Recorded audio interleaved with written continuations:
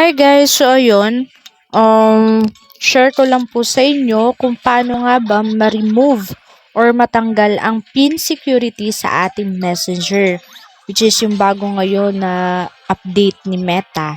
So, first po, punta kayo kay Messenger, open nyo lang po yung Messenger nyo. Click nyo po yung tatlong, ayan, yung tatlong line na ito sa taas. Then after, click nyo po itong button na to. Yan. Itong setting.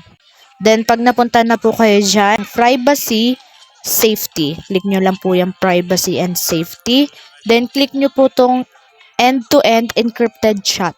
Ayan. Click nyo lang po. Ayan. And then click message storage. Ayan. So mapupunta kayo dyan. So ayan, andito na yon. So, may kita na dyan. So, para ma-turn off siya, i-click nyo po itong delete and turn off secure storage. Okay? So, click nyo lang po yan. Continue. And that's all.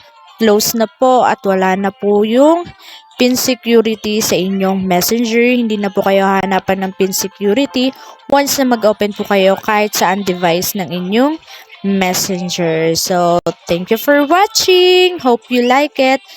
Please share, like, and comments. Thank you po.